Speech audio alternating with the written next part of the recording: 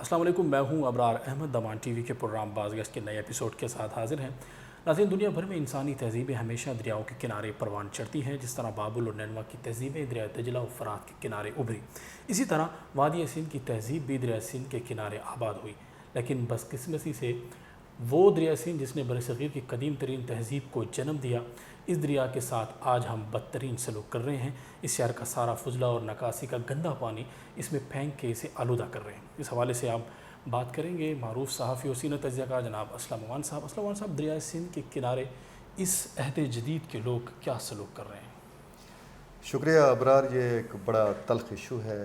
اس کو اس لیے ڈسکس کرنا بڑا ضروری ہے کہ ہمارے سماج پہ مجموعی طور پر بڑی شدید قسم کی بے حسی چھائی ہوئی ہے، اور اس عظیم دریا کے ساتھ جس قسم کا ہمارا طرز عمل ہے اوورال، وہ بڑی بدقسمتی ہے جس نے ایک عظیم تہذیب کو جہاں جنم دیا، اور جس تہذیب پہ آج وادی سندھ کی تہذیب پہ ہم فخر کرتے ہیں، اسی تہذیب کو جنم دینے والے اس زندہ اینٹی اس دریا کے ساتھ آج ہم جو سلوک کر رہے ہیں کہ اس شہر کا تقریباً سارا فضلہ، جتنے بڑے بڑے نکاسی آپ کے نالے ہیں، وہ سارے اس کے اندر جا رہے ہیں۔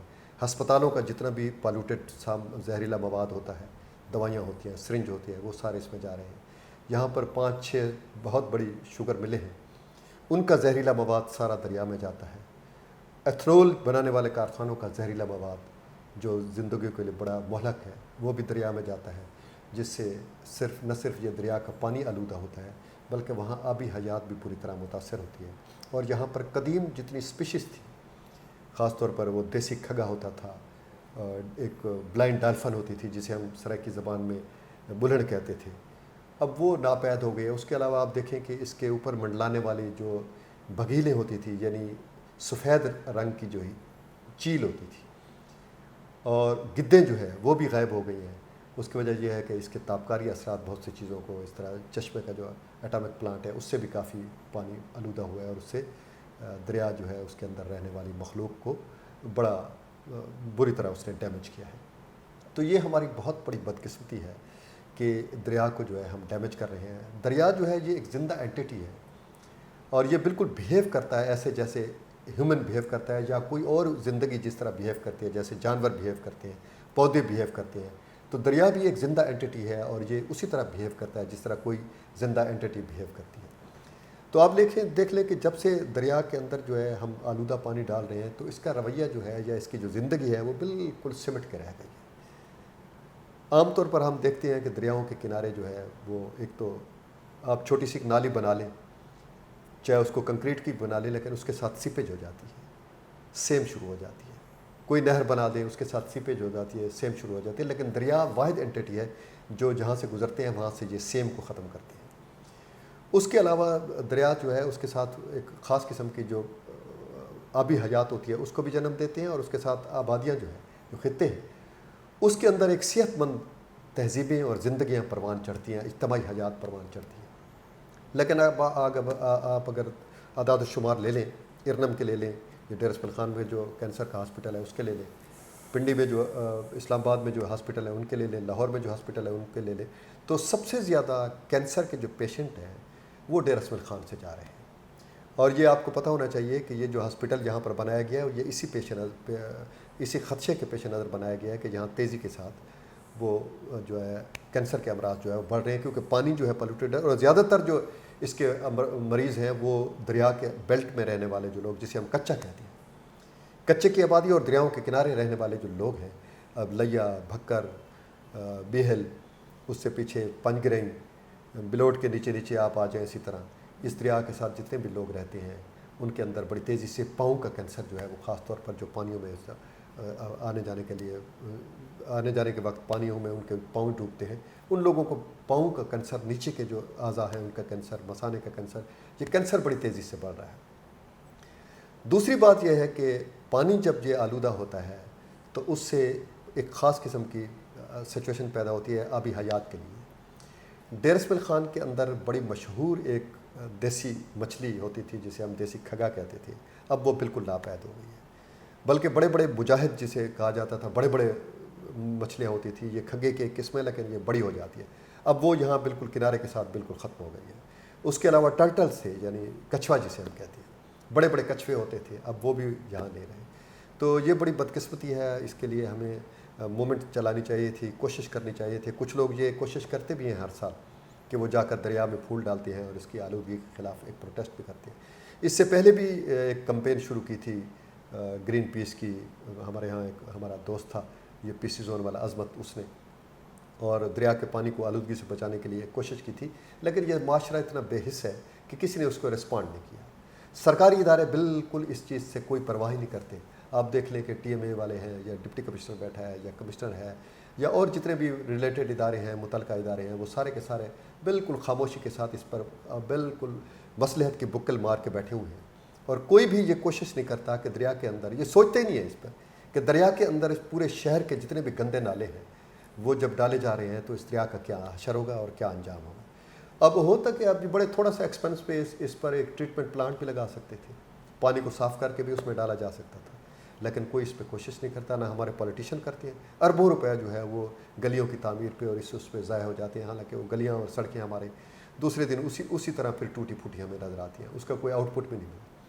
लेकिन अगर ये हमारी इंतज़ामिया अगर सूबाई गवर्नमेंट ये चाहती, कोशिश करती कि दरिया पर जो है दरिया के अंदर डाले जाने वाले, पहले तो इन नालों को अंदर डाला ना जाए, इसका कोई मुतबादल रास्ता बनाया जाए, और अगर कहीं डालना इसकी मजबूरी भी है तो फिर इस पर ट्रीटमेंट प्लांट लगाया जाए और इसके अंदर जो है पानी को कम से कम साफ़ करके डाला जाए। अच्छा, सारे शहर का आलूदा पानी जा रहा है, इसका मुतबादिल कोई इन्होंने नहीं सोचा था कि जब ये पहले से ही आगाज़ से ही जा रहे हैं तो अभी तक क्यों इसके लिए कोई नहीं सोचा गया? नहीं, यहाँ पर हमारे यहाँ प्लानिंग तो होती नहीं है। यहाँ पर प्लानिंग का बड़ा फुकदान है। आप देख लें कि एक इदारा आता है, वो सड़क बनाता है, दूसरा इदारा आता है, उस सड़क को काट के उसके अंदर पाइप रख देता है, फिर हम उसको बनाते हैं, फिर कोई और इदारा आ जाता है, वो उसके अंदर अपनी तारों की लाइन बिछा देते हैं। तो इसी तरह ये सिलसिला कोऑर्डिनेशन नहीं है इदारों के दरमियान। और पहला फैसला ही ये गलत था दरिया के अंदर गंदे पानी को डालने का। आप देख लें कि आप दरिया के किनारे जाएँ तो बड़ी बदबू होती है, आलूदगी होती है। पहले जब लोग सैर व तफरीह के लिए जाते थे तो बड़ी खूबसूरत खुशबुएँ होती थी, खुदराव पौधों की भी होती थी, खुदराव फूलों की भी होती थी, पानी की अपनी खुशबू, मिट्टी की अपनी खुशबू है, बड़ी सूंधी खुशबू होती थी पानी की, मिट्टी जो पानी के साथ आती थी उसकी भी। दरिया के किनारे लोग जब धावने करते थे, पिकनिक मनाते थे, बैठते थे दरिया के किनारे होटलों के जो छोटे छोटे होटल होते थे उस पर बैठते थे, तो लोग उसको एंजॉय करते। अब आप देख लें कि आप जब वहाँ जाएंगे दरिया के किनारे बैठेंगे तो बेपनाह मच्छर आपको काटेगा और उसके साथ ये है कि बदबू आपको, क्योंकि जितने भी शहर के गंदे नाले हैं उनका सारा फुजला, और उसमें ख़ास तौर पर प्लास्टिक के जो बैग डाले जाते हैं, पॉलीथीन वाले बैग जो हैं ये अंदर चले जाते हैं, जब मछलियाँ खा लेती हैं, मछलियाँ मर जाती हैं। इसी तरह और छोटी छोटी बहुत सी हशरात थे जो पानी के अंदर थे, छोटी मखलूक थी, बहुत सी ऐसी चीज़ें थे, सरेवड़े से लेकर कुम्मी, कच्छू, फलानी चीज़, हज़ारों आबी मखलूक थी। अब उसका कोई नामो निशान ही नहीं रहा, वो सारी की सारी ख़त्म हो गई। जब ये ख़त्म होगी तो ज़िंदगी का पूरा तवाज़न बिगड़ता है। और आप देख लें कि अब हमारे शहर के अंदर जो है किसी ज़माने में कोई बीमारी भी नहीं होती थी और बड़ी मामूल की छोटी मोटी जो चीज़ें होती थी। आप देख लें कि जितनी ख़तरनाक बीमारियाँ जहाँ पर डेवलप हो रही हैं दरिया के किनारे जितनी भी आबादी हैं उसमें, आपको कहीं दरियाओं से दूर रहने वाले लोगों के अंदर वो बीमारियाँ नज़र नहीं आएंगी। डेर इस्माइल खान शहर के अंदर आप देख लें कितनी अजीब व गरीब बीमारियाँ जो है वो जन्म ले रही हैं, आपको कोई आदमी भी सेहतमंद नज़र नहीं आएगा। आप मेडिकल की दुकानों पर रश देखेंगे, बेपनाह रश है, अस्पतालों में बेपनाह रश है। ऐसा लगता है कि जैसे पूरी की पूरी इस खित्ते की इंसानियत ही बीमार है। और उसकी वजह यही है कि हमने अपनी ज़िंदगी के साथ जुड़ी हुई जो इज्तमाही हमारा माहौल है, जैसे हमारी आबो हवा है, पानी है और फ़िज़ा है, उसको हमने आलूदा कर दिया है। और उसके लिए हमने कोई ऐसी कोशिश ही नहीं की और फजूल यानी कोई हमारी ऐसी मजबूरी भी नहीं है। अब देखें ये जितने भी शुगर मिले हैं जिनका फुजला दरिया के अंदर जाता है, इनकी ये ज़िम्मेदारी है कि ये इलाके की फ़लाह व बहबूद के लिए और इस काम के लिए एक बहुत बड़ा फ़ंड होता है इनका। गवर्नमेंट इन्हीं से ये फ़ंड लेकर दरिया में ट्रीटमेंट प्लांट लगा सकती है और ये पानी जो है इसको साफ़ सुथरा करके दरिया के अंदर डाल सकती है, लेकिन कोई परवाह भी नहीं करता। सेस टैक्स इनसे वसूल होता है सड़कों के लिए, इसी तरह इनके से माहौल को आलूदा करने का टैक्स भी इनसे वसूल किया जा सकता है और मेरे ख्याल में वसूल किया जाता है। अब पता नहीं क्या यहाँ पर ग्रीन पीस का कोई इदारा वगैरह भी है, माहौलियाती आलूदगी के कुछ इदारे हैं यहाँ पर डेर इस्माइल खान में, लेकिन उनका आपको कहीं नाम और निशान नज़र नहीं आएगा। वो सिर्फ फ़ंड खाने के लिए और तनख्वाहें लिए कि बैठे रहें, कोई काम नहीं करते। डेर इस्माइल खान में एक दफ़ा आज से कुछ 5, 7, 8 साल पहले मैंने इसी चीज़ पर एक पैकेज बनाया था दुनिया TV के लिए, तो मुझे बड़ी मुश्किल से वो माहौलियाती आलूदगी का जो है ना वो इदारा यहाँ पर मिला, ग्रेट स्टेशन रोड पे था। लेकिन अब मैं बड़े अरसे से उनको तलाश कर रहा हूँ, पता नहीं वो कहाँ शिफ्ट हो गए हैं। تو ایسے حکومت اب وہ یہ کرتے ہیں کہ ان کارخانوں سے اور یہ جو آلودہ کرنے والے پرائیویٹ ادارے ہیں ان سے تھوڑے سے پیسے لے کے بڑی خاموشی سے بیٹھ جاتے ہیں. ان کو پتہ نہیں ہے کہ انسانی مجموعی طور پر انسان کی زندگی اور کامل جو حیات ہے, یعنی جو مجموعی طور پر حیاتیات ہے, زندگی ہے, چاہے وہ جانوروں کی زندگی ہے, پودوں کی زندگی ہے, یا چھوٹے چھوٹے حشرات الارض کی زندگی ہے, یا انسانوں کی زندگی ہے, وہ ساری کی ساری ڈیمیج ہو رہی ہے. کیونکہ لائف جو ہے وہ کنیکٹو چیز ہے, ایک اجتماعی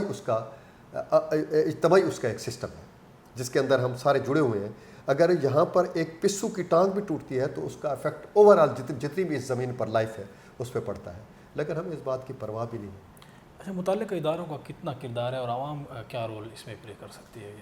متعلقہ ادارے تو آپ دیکھ لیں کہ ان کی بے حسی کا آپ اندازہ لگائیں, لیکن عوام کی بے حسی اس سے بھی زیادہ ہے. کوئی دیکھ لیں کہ کسی سطح پر بھی کوئی آواز اٹھانے والا نہیں ہے, نہ کوئی این جی اوز آواز اٹھاتے ہیں, نہ کوئی سیاسی جماعتیں آواز اٹھاتی ہیں, نہ سوسائٹی کے دوسرے جو سیگمنٹس ہیں وہ آواز اٹھاتے ہیں, نہ تاجر تنظیمیں آواز اٹھاتی ہیں, نہ صحافی اس پر آواز اٹھاتے ہیں, کوئی بھی آواز نہیں اٹھاتا. ایک عمیق بے حسی ہے جس نے اوور آل ہمارے سماج کو دبوچ کے رکھا ہوا ہے. یہ ایک بہت سیریس ایشو ہے, اور میں اس پروگرام کی وساطت سے تمام لوگوں سے, شہریوں سے, اداروں سے, پولیٹیکل پارٹیز سے, سوشل ورکر سے, ان سے اپیل کروں گا کہ وہ دریا کی آلودگی کے ایشو کو ہائی لائٹ کریں اور اس پر تھوڑا سا کام کریں, اور وہ جو ادارے ہیں ان کو جھنجھوڑیں, ان کو جگائیں, ضلعی انتظامیہ کو جھنجھوڑیں, اس کے ساتھ رابطے کریں, ان سے ملاقاتیں کریں, کو پروٹیسٹ کریں, عوام میں آگاہی پیدا کریں, تاکہ اس دریا کو ایک زندہ اینٹیٹی ہے اس کو ہم بچا سکیں, کیونکہ اسی کے ساتھ ہماری زندگی اور اجتماعی حیات جڑی ہوئی ہے, اور یہی ہماری تہذیب کا اوریجن ہے, اصل ہے, جس کو آج ہم برباد کرنے پر تلے ہوئے ہیں. اگر یہ دریا نہ ہوتا تو شاید یہاں یہ تہذیب بھی نہ ہوتی, یہاں ہم انسان بھی نہ ہوتے, کسی اور جگہ پر ہمارا مقدر ہوتا. تو اس پروگرام کی وساطت سے میری درخواست ہے تمام اداروں سے بھی, پبلک سے بھی, پولیٹیکل پارٹی سے کہ وہ دریا کی آلودگی کے حوالے سے اپنا رول ادا کریں. بہت شکریہ سلمان صاحب. ناظرین, آپ نے دیکھا ہمارا پروگرام, آپ کو کیسا لگا کمنٹ باکس میں ہمیں ضرور آگاہ کیجیے گا. اگلے پروگرام تک کے لیے ابرار احمد کو اجازت دیجیے. اللہ حافظ.